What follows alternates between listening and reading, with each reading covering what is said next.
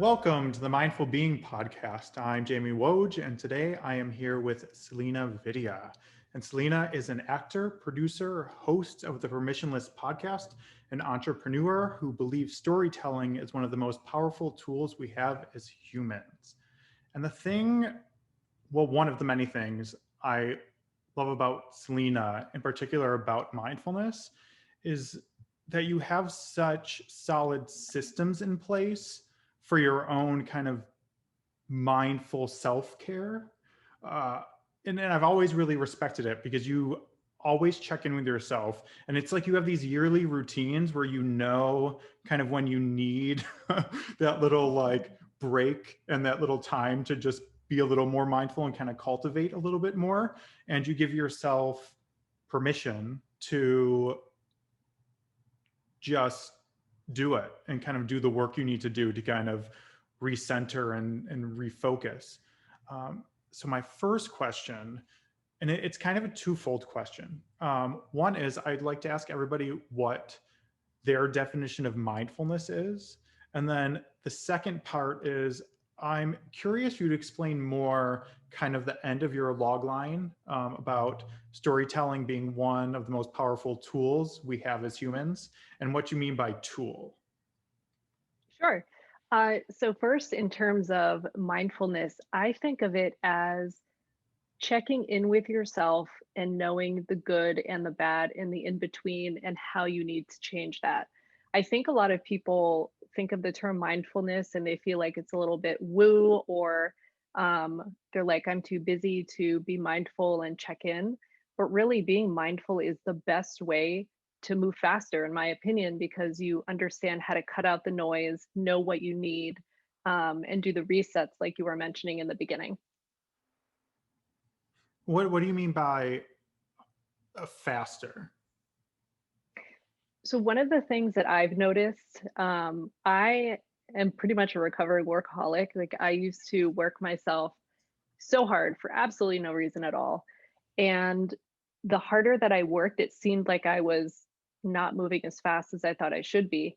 And one thing I discovered over the past 2 years is I really started sitting with myself and thinking to myself, what do I need? How can I be mindful? Do I need to slow down?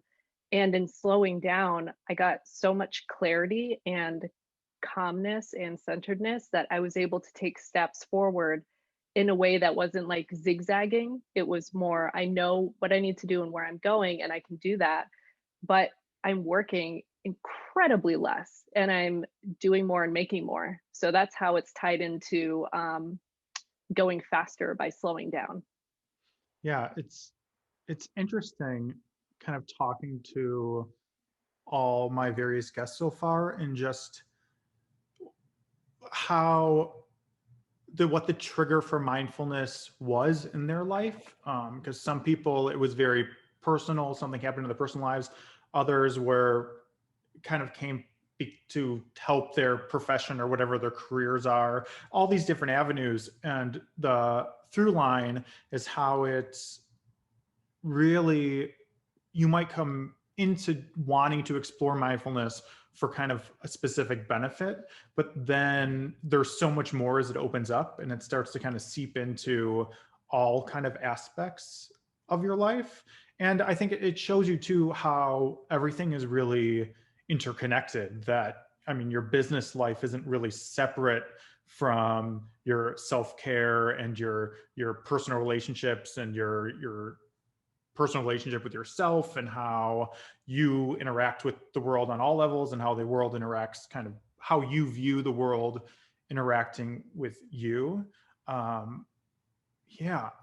So what do you mean? I want to bring back to the second part of the initial question about kind of storytelling being the most powerful tool we have as humans. Yeah. So with storytelling, when people think of storytelling, they think of film and books and a lot of the, I guess, traditional storytelling means. But there is a whole other layer of subtle storytelling in your day to day life and how you present yourself and how you communicate with people, in how you tell personal stories, how businesses tell stories. Even the way that you educate people and inform people is a form of storytelling, because the quickest way to get people to pay attention to what you're saying without them feeling like you're feeding something to them is to disguise what you want them to learn in something that makes them feel a certain way, think a certain thing. And a lot of people don't feel like they're storytellers, but all of us are storytellers. And all of us have that quote unquote tool within us to use to affect people and things and the world around us. Yeah, I love that. It's interesting because we've worked on a lot of projects together. We've written together. We've just done a lot of creative things together. And what's always been so interesting to me about the idea of storytelling, that for me, it's very much about connection through art. And it's kind of what you're saying is storytelling is about trying to, I don't know if it's trying to, it's about allowing a connection through art to affect someone cathartically in some way.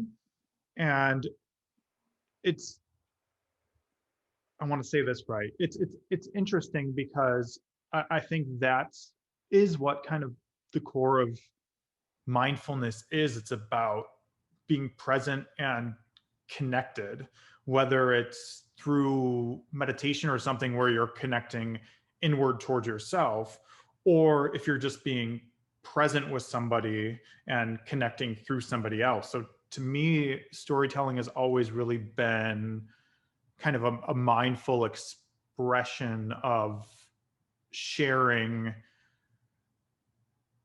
yourself and kind of how you see the world and connecting in a mindful way with others, at least the way I try to create art through storytelling.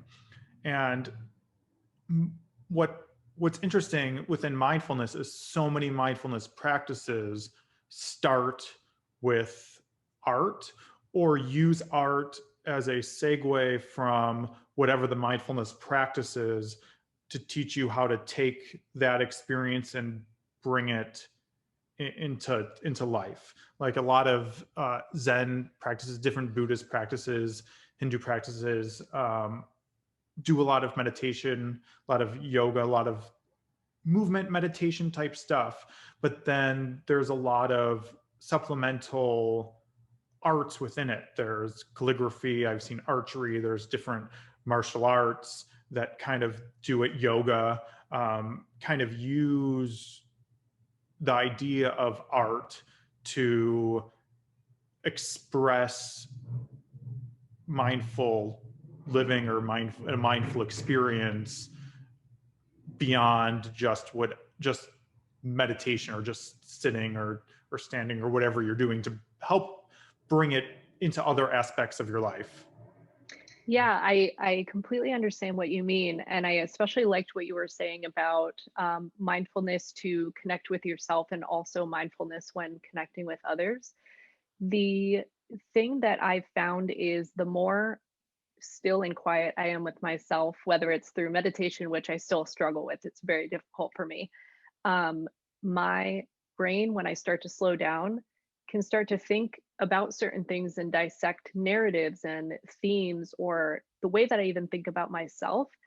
And the way that you dissect yourself is also going to affect the way that you connect with other people.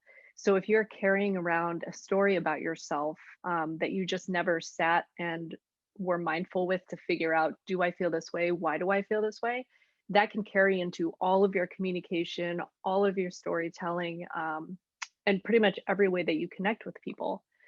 And I think the point that you touched on about how mindfulness can take different forms, and how Zen practitioners and everybody else that you had mentioned, sometimes there's calligraphy, sometimes there's martial arts, which is a really powerful form of moving meditation, in my opinion.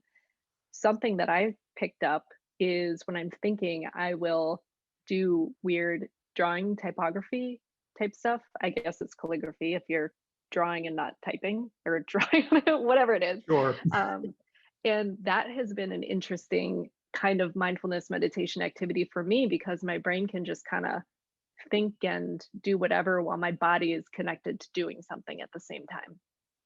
Yeah. So what specific practices do that's one, do to kind of cultivate more mindfulness?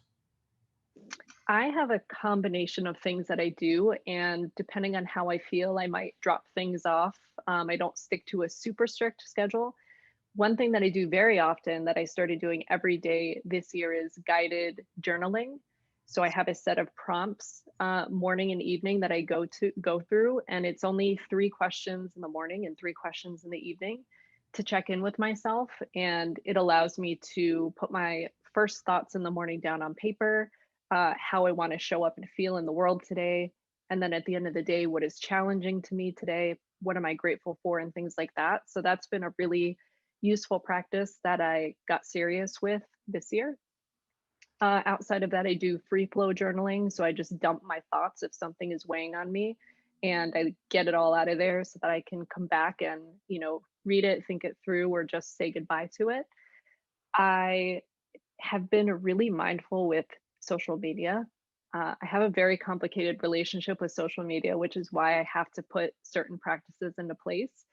I took a what was going to be like a 3 to 4 day hiatus around my birthday last year, which ended up lasting for a month. And during that time, I didn't use any kind of social media.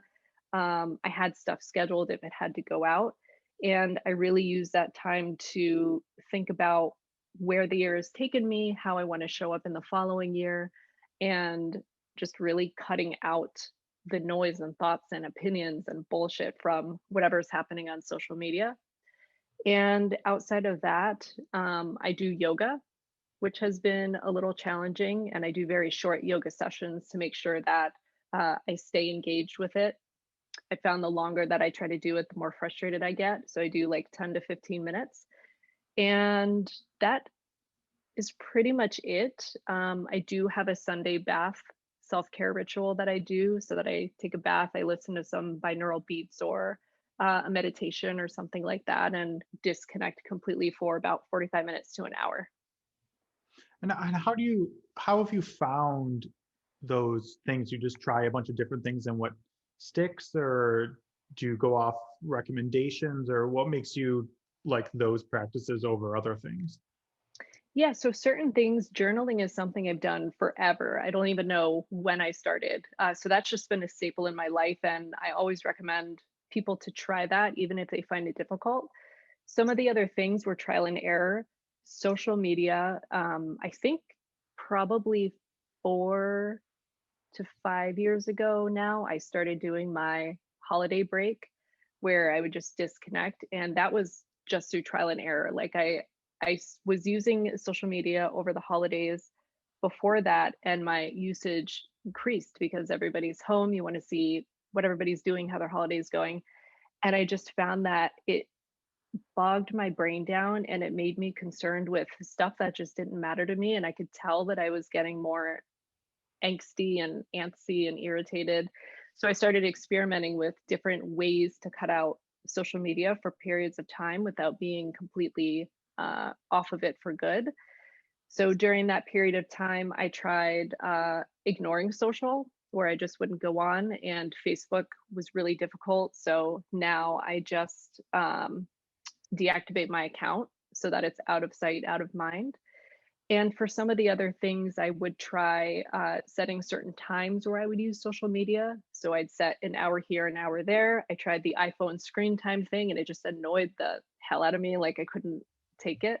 So after trying all of those different things, I got into a really good practice of knowing when I needed to be off of it and listening to myself. So if I know that I'm going into some kind of doom scroll obsessive social media thing, I just leave. Like I don't even give myself the chance to do that. And then some of the others, like meditation, was just by researching and talking to people. And meditation is one of those things where you really have to give yourself a shot to try it because the first however long is going to be so difficult to get into. And sometimes it's not for people, they find a different moving meditation, walking, something like that. And yoga was recommended to me by my chiropractor, and I did not want to do it. It was very difficult, but it's a practice that I've integrated and stuck to. So it's kind of a mix of everything. Yeah, because I do yoga too, and I was kind of the same way. I was very resistant to it because I did Zen practice, which was mostly sitting meditation, walking meditation type stuff for years, and it was kind of that thing where it was always very emotionally and physically challenging because I think a lot of people don't realize. I think they think it's just going to be a calm, kind of relaxing experience. Oh, no, no. But sitting still with legs crossed for 40, 50 minutes at a time can be very emotionally, mentally, and physically painful. And what I was always very, I kind of always looked at it as like a challenge and would like try to force myself to do it, but it never felt good in a way. And then I started doing yoga, and I realized that if I did yoga first and kind of ended in shavasana or whatever it is, in a more, even if it was like more of a power yoga, if I ended in the cool down, I was much more in a state of being open and vulnerable and connected to a meditation practice. I don't know if it was because I was just physically defeated by that point, so I didn't have the kind of the gumption to like fight through the meditation. I would just let it happen. But it was interesting because I was so resistant to yoga, and it was kind of the missing piece because it so heightened my regular zazen meditation practice. Um, Hmm. yeah, and the social media stuff is very relevant to me right now because I mean I've been trying for years to find ways, and I've made small things about how, because for our careers we both kind of have to be on it to a certain point.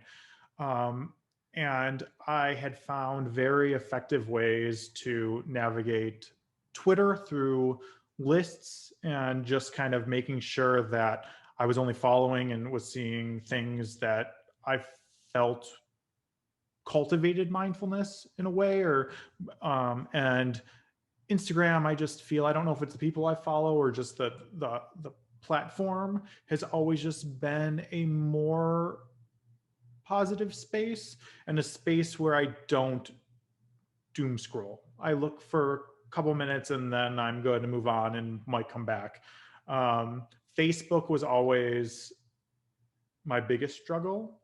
Um, and it was kind of, I think, similar to what I was saying, that fight, it's kind of part of my personality. Was I could tell that Facebook wasn't, at least the way I was using it, was not mindful and wasn't lending itself to cultivating mindfulness. So what would happen was I would kind of fight it by telling myself, well, I can make this mindful. And then by doing that, it became less and less mindful. And I could see it. I was aware enough to know, like, this isn't good. How do I get off of this? And I'd kind of step back, but then always kind of get dragged in. Um, and finally, online, I knew it was mostly my news feed, because I liked groups. I liked engaging with people that in things where it was around a common topic where I knew people were going to be more mindful and more engaged and more curious about things. Um, so I eliminated my news feed using an extension on my browser that replaces it with an inspirational quote. And then I unfollowed everybody so that on mobile, I don't see anything except for a few kind of mindful Buddhist Zen type profiles. And it's nice because I feel much more in control because I don't feel like I'm missing out. Because if people do something, they can still tag me, I can still see it. If I'm curious about someone, I can go look at their wall and kind of take that step to go to them, but I'm not constantly flooded with kind of, I don't, it's, I think for me, social media is just so difficult because I find it much easier to navigate mindfully in the real world, especially with engaging with others. Because even if I'm engaging with someone who's not very mindful, or if I'm not for a moment in a mindful state, it's easier to kind of connect and kind of move back and forth and kind of see, engage what you're doing and what others are doing in person. Where on social media, I think it's gotten to the point where it just, the way so many people use it breeds discourse and kind of conflict, um, and ego in it. So I just think it's hard because it's easier to bring people to a mindful place, including yourself, in the real world than it is through kind of the social media world, at least in my experience. Yeah, the difficult thing about social media is you don't have any of the body language cues, or you can't diffuse things by the way that you're presenting yourself or talking to somebody or the tone of your voice. You're kind of just stuck typing something, and everybody has different ways that they present themselves when they're typing. They can be radically different from how they are in person, and it's really hard to remember that. People that I know well present themselves so differently on social media, and I have to keep in mind who the person is that I know versus just the text that I'm seeing on the screen. But you brought up a lot of really great points about how to tactfully uh, tackle social media. So lists was a great thing that you had mentioned. I have some Twitter lists where I know what kind of mood I'm going to be in or what I'm actively seeking, and I'll use those lists to filter. The mute option for muting certain words, like during political season, I definitely mute words. If I want to go find things, I'll look for them, but I don't want them in my feed at all. And with Facebook, the unfollowing everybody is a great tool and tactic. And also, I don't know if it's difficult to do this with Facebook anymore, but I have a secondary profile that's just for groups. So if I want to log in and, catch up in groups that I'm just really enjoying, I'll do that, and I'll stay off of my personal profile, which is really helpful. Um, but yeah, it's social media is such a great way to connect with people, but I think people aren't sure how to use it to connect. Because if you think about it, you can connect with anybody anywhere in the world for the most part and get a sense of different cultures, different discussions. It's like being a fly on the wall in so many different places. But at the same time, you really have to protect what you let into your brain with conscious consumption, because the one thing that I learned about myself that I didn't think was a thing until a couple of years ago is I was like, oh, I can, follow all these people, read all these things, and my mind is made of armor. Nothing can penetrate it. I'm completely in control. And once I started following more positive and inspirational things and people, and I cut out some of the other stuff I was following, I realized how impressionable human minds are. And you don't know until you kind of pull yourself out of that environment. And then you see some of the things that you would see in the past on social. And you're like, oh, how could I even have had that in my mind all day in my feed and looking at it?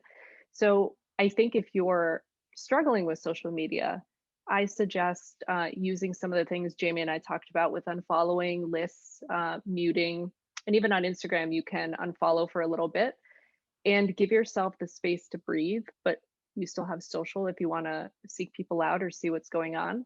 And then slowly expose yourself back to the things that you took away and see if you really care about it. I think that's the biggest thing. Like, when you remove it, will you miss it? And give yourself some time to think about that. Yeah, I mean, I think the key is the self honest self reflection of it, because everyone engages, I think, with social media slightly different, and the level of mindfulness within the engagement is different. So for one person, the best thing for them might be to, cut out social media altogether. For someone else, it might be similar to what you do, take small holidays. For somebody else, it's just maybe I shouldn't use this one platform. And it kind of, there's just all these different ways, but the key, which is the through line of everything when we talk about mindfulness, is approaching it through a mindful place, which requires the self-reflection to truly know how you're engaging with it. Because I think the other challenge to it, which kind of you were talking about, the kind of the lack of personal connection through typing, where you don't have vocal inflection and you don't have body language, is I think it builds also a safety wall and a wall that disconnects us from recognizing that the people we are actually engaging with online are also human. So you see so many fights and so many things. And I see friends doing this that I just know if they were ever in person, this would not be happening. There's this idea that like social media world isn't real. And there's two sides to that. One is it's definitely not a true reflection of the world. But also the people engaging with it are real people. Yeah, so I think it's just it's a challenge in how we navigate it. And I think it's with everything in life, but I think it's a topic that needs extra care in mindfulness because it's not really structured. There's just a lot of obstacles. The algorithms that kind of show you various things that make it so you're not truly aware of the patterns and the things you're seeing, and you don't have control over it. That was a big part for me, which is fascinating in a mindfulness context, because normally I view being mindful as kind of a letting go of needing control, and kind of a freedom from kind of having to control everything. But it was kind of the opposite for me to be mindful on social media, was that the more control I could give myself over what was happening on social media and what I was seeing and what I was consuming, the more mindful I'm able to be, if that makes sense. Which is, Yeah.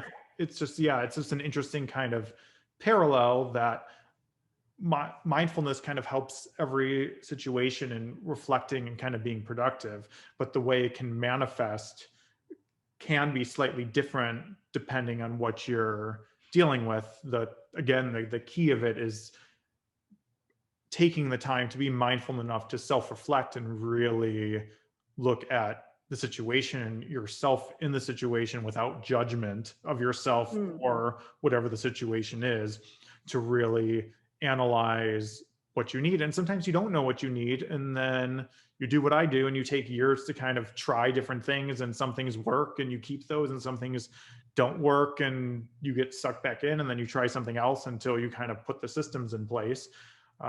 Which is another great metaphor for mindfulness practice, because there's no goal to it. It's a journey, and it's a practice that continues because every moment's different. So mindfulness looks slightly different in every moment. Yeah, I especially like the thing that you just ended with, because mindfulness prepares you to be in whatever situation you're in. And you have, I keep saying the word tool, but that it's so applicable to everything we're talking about. You have the tools to analyze, understand, and react or not react if you need to step back. And when you're moving so fast and you don't really understand yourself that well yet, or you don't check in with yourself, or you're afraid of judging yourself, you can't be who you truly are in every situation in a way that works. So when you said removing judgment, especially on social media, I think that's really important, because when we have negative thoughts, we sometimes feel like something's wrong with us and we push that negative thought away and we're like, oh, well, we shouldn't think that. Or, so and so had the same thing happen and they didn't think that. But I think sitting with acknowledging and then um, kind of wishing your negative thoughts goodbye in a positive way is the best way to understand if you're experiencing judgment on yourself. Because when we think of judgment, we think of other people judging somebody else or we judge somebody, but we are our own harshest critics and we judge ourselves so much and we don't realize it until we actually try to figure out what's going on with why we're thinking certain things. I was actually reading something about toxic positivity today. And I'm a pretty positive, optimistic person. And I think there is a perspective that should be taken where you try to find the lighter side of things. But the most uh, powerful thing that I've found is acknowledging and seeing the shadow or the negative in a situation and then choosing to find the positive or sitting with the negative and deciding that the negative is something you want to focus on. And that's being mindful. It ties right back into being able to analyze, understand, and see a situation instead of blindly doing what you feel like you should be doing because you don't want to judge yourself. You don't want to see that you might be doing something that's not good for you. Yeah, I think the struggle is the the ego and the judgment, right? Because we can say positive or negative, but within mindfulness, there is no real distinction, right? Anything you can look at through the mindfulness lens. So being mindful doesn't mean you're being positive all the time. You can experience negative emotions mindfully, and Mhm. that's incredibly healthy to do because we're feeling the way we feel for a reason. And the struggle is when we don't have the awareness or the tools or the mindfulness to process what we're feeling and work through it. Um, because then what happens is you get stuck. So people get stuck in whatever the negative feelings are, or they try to force themselves to stay in some kind of positive space because they think, and then they're fighting this other thing, as opposed to kind of the I don't want to say the rule of mindfulness, but like the common teaching of mindfulness that your mind's going to wander. You're going to have emotions. You're going to think about things. Your ego is going to get involved. Judgments are going to happen. The point of mindfulness, at least for me, is that you have the awareness that, okay, I'm feeling this over here. I can let that go and come back to being where I need to be. And you're not stuck somewhere where then you're incapable of being mindful in that moment. That's where the danger kind of happens, of where people can really struggle and cause themselves a lot of hurt and trauma that if they had the tools to cope with, um, they could get through and come back to a mindful place. I mean, obviously, I say this all the time, it's much easier to to say it than to do it. Um, but I think that work is important, and I've seen it so many times in um, throughout my Zen practice, of people in all varying points of their practice experience this. But it's fascinating when it's newer people and the expectation is that, oh, I'm going to have some awakening and it's going to be this positive experience or whatever. And all of a sudden they're sitting there and 30 minutes in, they collapse and are like bawling and having this like really painful, cathartic moment. And almost always after it, they express a judgment of that and how they feel like it was wrong or they must have done something wrong to experience it. And the point of the meditation is to be where you're at and to focus on your breath and let your mind wander and then come back. So it's not to judge what you're feeling or if you're overcome or what it is. It's to say, I experienced that, allow yourself to experience it. And then, I'm going to get back to meditating. And when people start to do that, you see the huge shift. And a lot of times they'll break down and they want to leave, and you talk them through it. And sometimes people do, they need a break, and it's not right for them to come back. But other times it's, if you're okay, like, come back and just focus on your breath, or start counting, or here's this other exercise.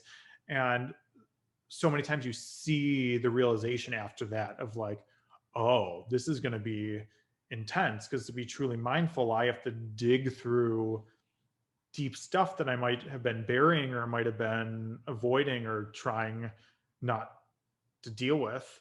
And it's a struggle too, because we're not born into a very mindful culture.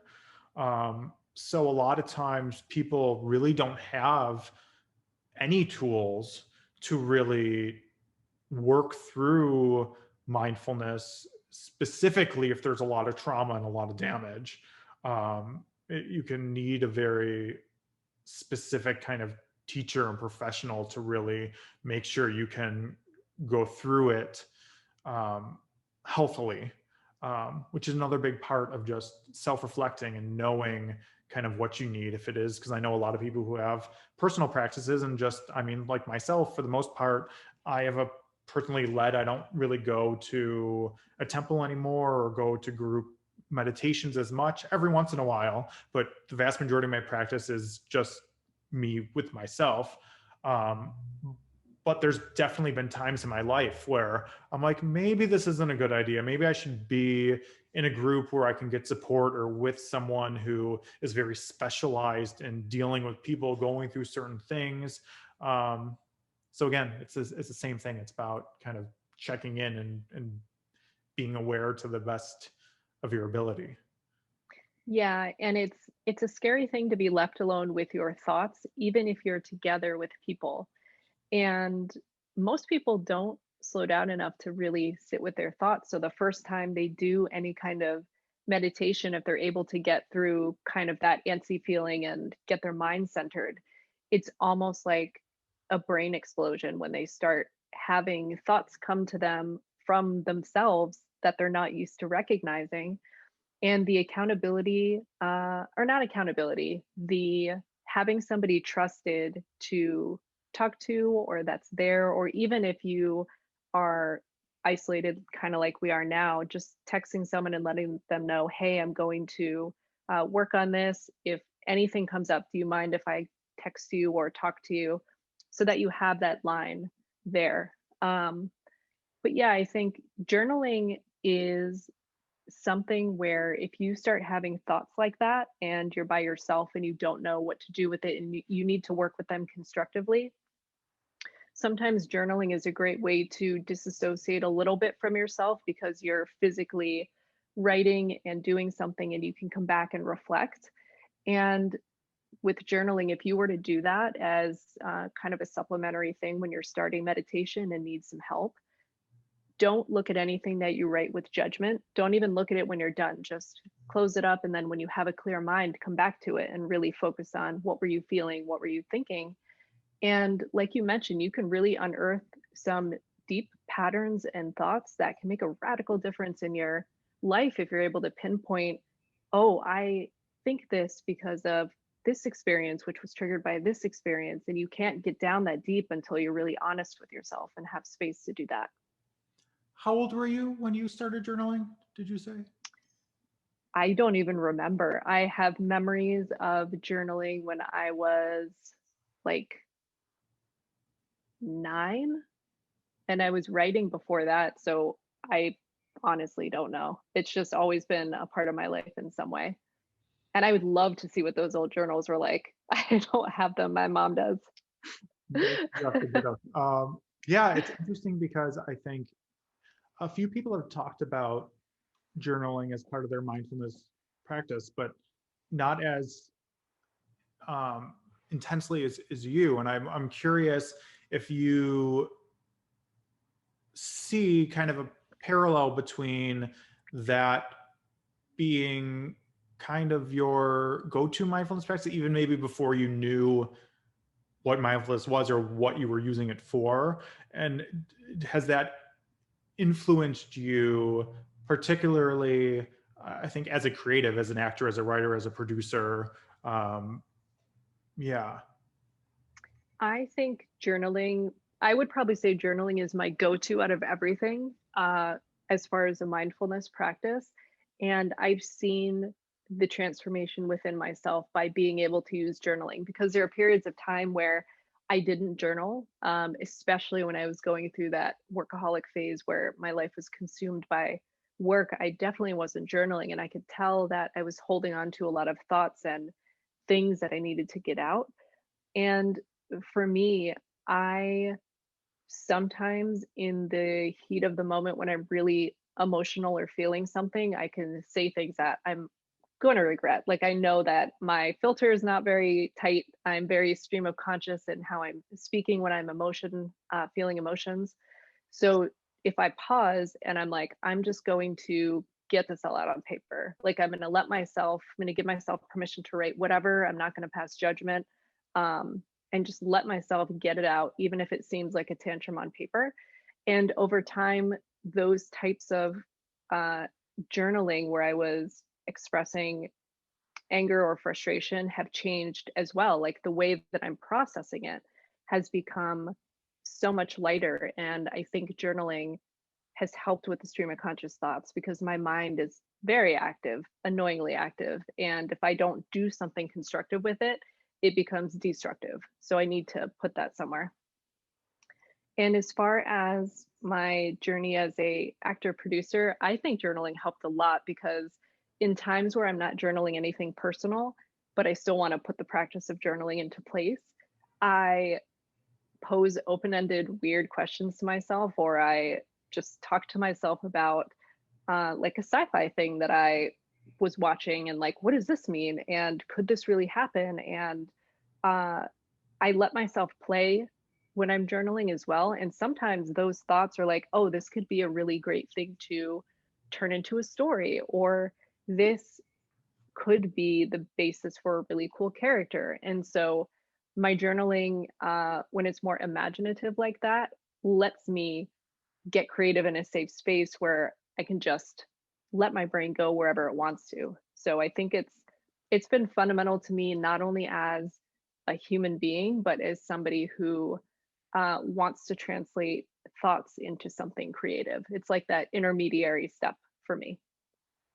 Yeah, I'm really glad we had this conversation because I'm realizing I really need to do that too. Um, yeah, because I write a lot and stuff, but I have so much. I've realized that a big part of my mindfulness journey is self-reflecting on where I'm putting resistance, and causing resistance. And one of my big resistance points is writing. Um, I always have scripts, and I write a lot because I write scripts and different uh, short stories and a bunch of stuff. But I have so much resistance to doing it, and I just it makes no sense because every time I start writing, it's such a cathartic, and I just love it so much. But then there's something in me that I'm aware of that when the idea of like, oh, I should sit down to write, it's just every excuse of like, well, I can do this and I can do this. And then it takes 3 days until I have a deadline. It was like, okay, I guess I have to do this now. Um, and it's, yeah. And I kind of, it's interesting because when I talk about like mindfulness and awareness, there's so many things that I'm like semi-aware of, where it's like when I talk about it, it's like, yes, of course I am aware that I create this resistance for myself. But if I truly reflected on it, of like, well, where is this resistance coming from? Is it a problem? Is it something I should try to get through or put systems in place to change? Um, because I think it's not just me. That's a normal human thing, but like all the kind of meaningful things in my life, I had, for the most part, had resistance to. I had resistance to yoga, I had resistance to meditation, I had resistance to acting and auditioning for things. Like there's all these things that then when I would, different classes I've taken, as soon as I push through, and I don't like the put, as soon as I reflect and realize that, oh, I'm putting up walls that don't need to be there, and I make the choice to, okay, I'm going to put those down and walk through now, even though sometimes it's scary or uncomfortable. I've almost always appreciated it and benefited so much about it. Um, so yeah, I have some self-reflection to do to make sure that I can figure out how to kind of work through uh, that wall I put up, because it is funny because it's like one of my favorite things to do, and yet I have so much resistance to doing it. Yeah, we all have stuff like that. There's so many things where I'm like, I need to do this thing, and then I'm like doing laundry, which I hate doing, or doing dishes, which I hate doing. It's like everything except the thing that I know I should do. But the thing is, the brain is made to keep us safe. Mhm. So its last ditch effort at having us try something that could, in its own mind, potentially harm us is to throw up walls and resistance to prevent us from trying something new. So it's just doing its job, but it can be an asshole. Like it doesn't need to prevent us from doing things. But the fact that you are aware of that and can work through it is a great thing, because most people give up and don't even try to work through it. One thing you might want to try, and maybe you do this, I don't know. Have you tried to set a specific mood or stage when you're preparing to write, like having triggers, like putting on a certain playlist or binaural beats, or changing the lights to a certain color? So giving yourself a brain trigger to put yourself into a calmer uh, mood, or even after yoga, because you said meditation is easier after yoga. Maybe try writing when you're in that headspace. Yeah. I don't know. Yeah, I mean, I've not consciously thought of that. I kind of do have one that I've never realized this is what it is, but I sit in my chair and I wrap like a blanket around me, and I'm like totally in the blanket in the chair, and that's how I've always written. It's very weird. Um, but yeah, I probably was doing that completely subconsciously, that was trigger, and I haven't done that in a really long time. Um, which may explain why. But yeah, that's kind of creating, because I've never been good at, I'm great with deadlines when there's like a legit deadline, but I'm not very good at creating imaginary deadlines for myself. Like if it's not real deadline, I so easily just say, okay, put it in my calendar, but I can just move this. And then I'm constantly just moving it. Yeah. But yeah, I think it's just, yeah, you just have to do it. Um, and I mean, and sometimes that is, it's a, for, at least for me, so much about is about creating a habit, which is so much easier said than done. But I've seen it in my own life that when I muscle through and make sure I do something, no matter, I mean, something healthy, that no matter how much resistance I have to put in the work, that I create a habit, then eventually it becomes easy. But it's getting to that step. I think part of it's kind of what you're saying, or what you said, is that the resistance comes from a discomfort with the kind of the unknown, and it's a kind of a safety mechanism. Um, and I think part of that is how I've always seen it, with at least how writing has always made me feel. And I kind of feel this way as an actor and just a creative in general.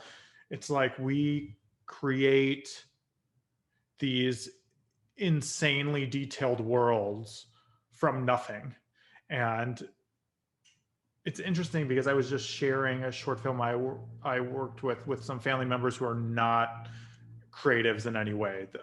And the thing they always ask is like, wow, like where do those stories come from? Like, how did you, that's so detailed. Like, how do you think of something like that? And it is a scary process, especially when you put expectations on yourself to be able to build those worlds. Um, because there's always that little bit of like, well, if I sit down to write, what if the story doesn't come? Or what if what I write's terrible? Or what it's all this judgment, like we were talking about, all these judgment things that are the resistance. And then, I mean, obviously there's times where you have writer's block or whatever, but I've never really had a situation where I'm writing and I'm like, this is like a waste of everything and I should just give up. Not when I'm actually thinking about it. Yes, I might have emotional moments where like I'm stressed and I think that, but I look it over. I'm like, no, this was a good learning experience. You move on. You use it. It's always beneficial, no matter if it's good or bad. Those are judgments. But yeah, The best thing that I did, because for me, when I really started to take script writing, screenwriting seriously, is I had to make myself, and I, that language you and I are both saying like have to, but I sat down every day and I gave myself an hour to write, and I either had to write 3 pages or write to an hour. And I wasn't able to spend a lot of time editing because I had to crank out something. And the stuff that came out of that after I got into the flow was pretty good. The screenwriting class I took end of last year, it was a pressure cooker. Like you were saying, how deadlines, you can really act on deadlines, but if they're self imposed, it's difficult. So with that, we had very short deadlines where we had to do full, we ended up with a full outline over the course of 5 weeks and character development and stuff. And now that I have that, sure, there's some things where I look at it and I'm like, oh, that doesn't really make sense, or I need to flesh out this character more.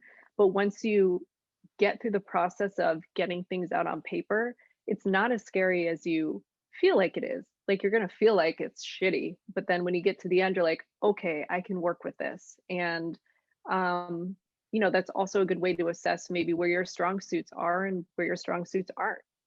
yeah, yeah. The last thing I'll say is I think the more time you take to really self-reflect on um, yourself and how you're engaging and what you're actually doing from a non-judgmental place, the more you see patterns in your behavior. And when you see patterns in behavior, it's much easier to change that behavior and know kind of what works to change it and what doesn't. Because a big thing for me is that accountability or the deadline. Um, and a pattern I've seen, and I may actually do this with the writing, is for an example, yoga. I was when I first started doing yoga, I would kind of be able to talk myself into it some days, but I was really struggling to like create a consistent practice. Um, and uh, my mother kind of was the same way for years. She would kind of do yoga a little bit and then not do it for a while, and then do it for a little bit. So I mean, we're in the time of technology, and we may be in different locations. But so what I started to do is say, well, let's find a time where we can at least 5 times a week do yoga together over Zoom. And then we would do that. And it's great because, there's some days where I'm calling her and she's like, I don't know. I'm like, well, we'll do a half an hour one. Let's just do it. And there's days where I'm like, I'm beat. I don't want to do it. And she does the same thing. So it kind of builds that accountability and the, the deadlines. So what I might do is because I used to do this when we used to be able to be in person with each other, is I would have like work groups where we'd all go to a coffee shop and we'd talk for maybe 10, 15 minutes, but then everyone would stay for an hour or two and kind of do their own work. And it was just people were there to kind of hold space so that you showed up and did it. So there's no reason to not do that over Zoom. So I may just do a writers group or work group over Zoom where people can just kind of log on and we can talk for 5 minutes and then everyone just stays there but does whatever work they want to do. Um, Little accountability. They can state what they want to get done if they want. Um, yeah, I think I'm going to do that. You should. People hate to let other people down. So if you set that, you're not going to want to disappoint everybody that you just told to do this writers group with. So that's a great tactic. So before we go, you've given a lot of great advice, but what would your one piece of advice be?